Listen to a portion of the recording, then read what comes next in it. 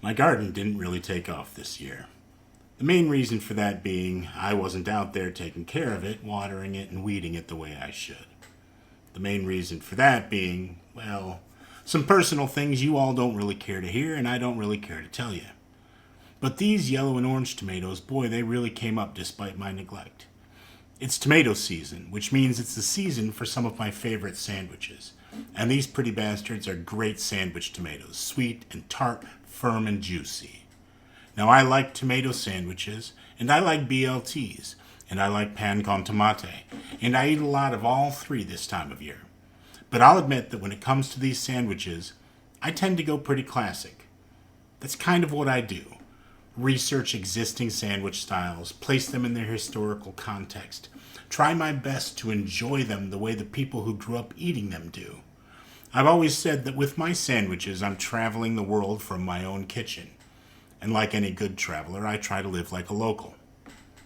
But while I'm focusing on trying to understand and recreate existing sandwich forms, there are sandwich geniuses out there throwing caution to the wind, putting any old combination of delicious things between bread and seeing what happens. Maybe you're one of them. Maybe you've invented the next great sandwich, but have found that the world isn't quite ready for a salami, peanut butter, and coleslaw hoagie. To you I say, let that freak flag fly. Keep flogging your weird sandwich and eventually people will catch on. But it's not the kind of thing I'm generally going to make a video about, unless your name is Jake. But maybe you're like Mason Hereford from Turkey and the Wolf in New Orleans instead, and you are legitimately making new and delicious sandwiches, including a tomato sandwich variant that either has the ability to extract a person's soul straight out of their body, or is actually as good as the newly converted pod people who've just tried one will try and convince you. Now, I've made myself a couple of these sandwiches in the past few days, and consider my body snatched. They came out a little dirtier than I intended. Moving on. This sandwich is built on buttered, pan-toasted, thick slices of white bread. Now, I used what I could find here locally, some pre-sliced brioche from a slightly fancy grocer's attached bakery.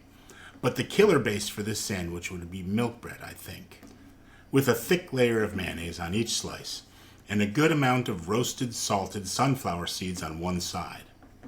On top of those seeds, thick slices of good late summer tomatoes from your garden or farmer's market rather than a pathetic wintry pale supermarket specimen. Liberally salted and peppered on both sides. Then a good handful each of fresh basil leaves and fresh dill to stand in for any lettuce or other greenery you might think of using instead. The final touch is a goodly squeeze of fresh lemon juice over those herbs. It's a stunning sandwich. I did a video a while back about a Persian mortadella sandwich where I used handfuls of herbs in place of lettuce, and the effect is brilliant there. Here, it's beyond what I could have imagined. It's spectacular. Good, fresh tomatoes often have a touch of sweetness, a sweetness that is brought out by the basil, while the dill is enhancing both the tomato's natural acidity and that of the lemon juice.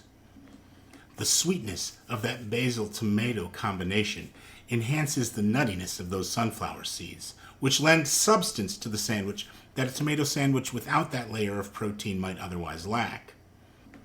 The pan-toasted bread, with some careful handling coming out of the pan, is a riot of flavors and textures in itself. Buttery crisp and warm on its edges, sweet and soft inside. It's like I said, I like BLTs a lot, and I like pan con tomate too.